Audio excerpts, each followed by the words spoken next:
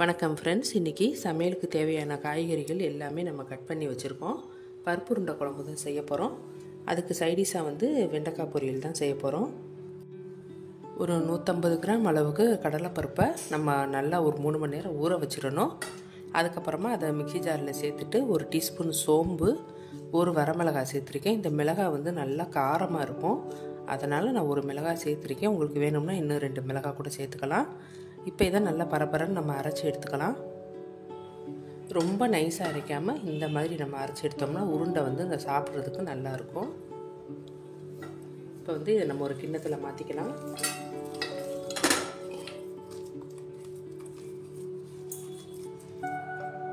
உருண்டைக்கு தேவையான அளவு மட்டும் உப்பு சேர்த்துக்கலாம். எல்லாம் குழம்புல வேறு உப்பு சேர்ப்போம், அப்புறம் உருண்டை ரொம்ப உப்பாயிரும். இது கூடவே கொஞ்சமாக பெரிய வெங்காயம், தேங்காய் சீல் பொடியாக நல்லா பொடியாக நறுக்கி எடுத்து வச்சுருக்கேன். கூடவே கொத்தமல்லி, வெள்ளைப்பூடு, இது எல்லாமே நம்ம சேர்த்துக்கலாம். இப்போ நல்லா உப்பெல்லாம் சேர்கிற அளவுக்கு பிசைஞ்சு விட்டு நம்ம முதல்ல உருண்டைகளை ரெடி பண்ணி வச்சுக்கலாம்.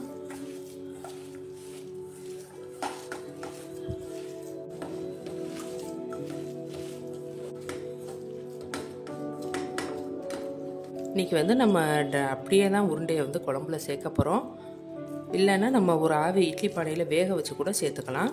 சமயத்தில் உதிர்ந்து போயிருமோன்னு பயமாக இருந்துச்சுன்னா நம்ம இட்லி பானையில் ஒரு ஆவி வேக வச்சு கூட சேர்த்துக்கலாம். இப்போ நம்ம உருண்டை எல்லாமே ரெடி பண்ணி வச்சாச்சு. இப்போ குழம்புக்கு கரைச்சிக்கலாம். 2 தக்காளி நல்ல பெரிய தக்காளியாக நறுக்கி சேர்த்துருக்கேன். தக்காளியில் இந்த மாதிரி இந்த நடுவில் பார்த்திங்கன்னா இந்த மாதிரி கட்டியாக இருக்கும். இதெல்லாம் சேர்க்காதீங்க, கரையவே கரையாது, அப்படியே தான் இருக்கும். ஒரு 1/4 டம்ளர் அளவுக்கு தண்ணி சேர்த்துக்கலாம். இது கூடவே குழம்புக்கு தேவையான அளவு மல்லித்தூள், மிளகாத்தூள், மஞ்சள்தூள், உப்பு எடுத்து வச்சுருக்கோம், அதையும் சேர்த்துக்கலாம். இது எல்லாமே நம்மளோட இஷ்டம்தான். நம்ம வீட்டில் எவ்வளோ குழம்பு தேவைப்படுமோ அந்த அளவுக்கு நம்ம தக்காளி பொடியெல்லாம் சேர்த்துக்கலாம். இப்போ நல்லா கரைச்சிக்கலாம்.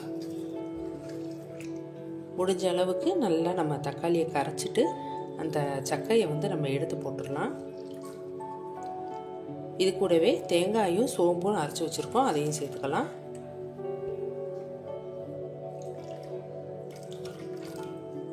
குழம்புக்கு தேவையான அளவு புளி சேர்த்துக்கலாம். இப்போ அடுப்பில் கடாயை வச்சுட்டு நம்ம எண்ணெய் சேர்த்துக்கலாம். மட்டன் குழம்பு ஸ்டைலில் தான் இன்றைக்கி நம்ம குழம்பு செய்ய போகிறோம். அதனால் தாளிக்க சோம்பும் கல்பாசியும் சேர்த்துக்கலாம். பட்டையெல்லாம் சேர்த்தோம்னா ரொம்ப காட்டமாக இருக்கும். சோம்பு நல்லா பொரிஞ்சதுக்கப்புறமா நம்ம நறுக்கி வச்சுருக்கிற வெள்ளைப்பூடு, கொஞ்சம் வெங்காயம்,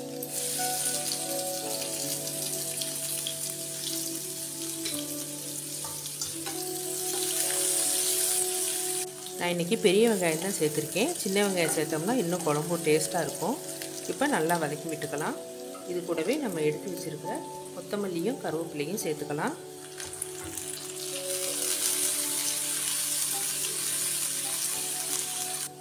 வெங்காயம் ஓரளவுக்கு நல்லா வதங்கிடுச்சு. இப்போ நம்ம கரைச்சி வச்சுருக்கிற குழம்பை சேர்த்துக்கலாம்.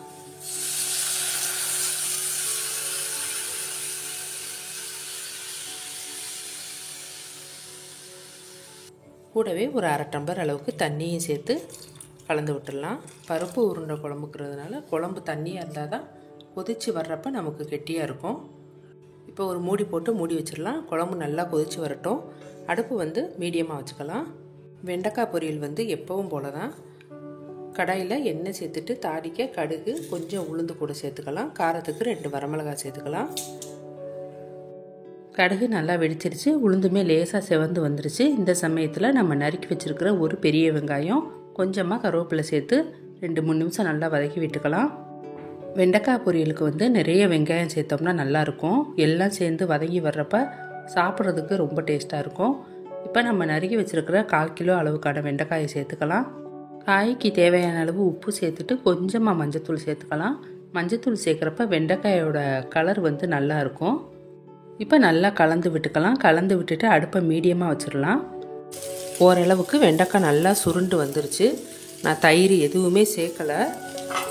கடாயில் மட்டும் கொஞ்சம் அடிப்பிடிக்கிற மாதிரி இருக்கும், மற்றபடி கொலகொலப்பே இருக்காது. நமக்கு நல்லாவே ஒன்று சேர்ந்து வந்துடும். இப்போ நம்ம துருவி வச்சுருக்கிற கொஞ்சம் தேங்காய் சேர்த்துக்கலாம். குழம்பு வந்து நான் பக்கத்து அடுப்பில் தான் கொதிக்க வச்சுருக்கேன். அது கொதிக்கிறதுக்குள்ளே நம்ம வெண்டைக்காய் பொரியலை செஞ்சிடலாம்னு இந்த அடுப்பில் போட்டிருக்கேன். தேங்காய் சேர்த்ததுக்கப்புறமா ஒரு 2 நிமிஷம் நல்லா அடுப்பில் வச்சு கலந்து விட்டுட்டு நம்ம இறக்கிட்டோம்னா நமக்கு வெண்டைக்காய் பொரியலும் தயாராகிடும். இதை வந்து நம்ம வேறு பாத்திரத்தில் மாற்றி எடுத்து வச்சுக்கலாம்.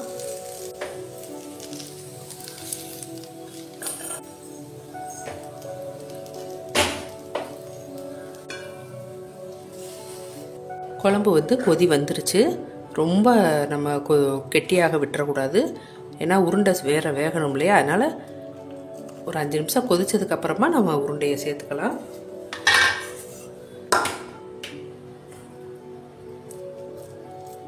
முதல்ல ஒரு உருண்டையை போட்டு பார்த்துட்டு அதுக்கப்புறமா சேர்த்துக்கலாம். நமக்கு கரையாமல் அப்படியே தான் இருக்குது. இப்போ நம்ம எல்லா உருண்டையுமே சேர்த்துக்கலாம்.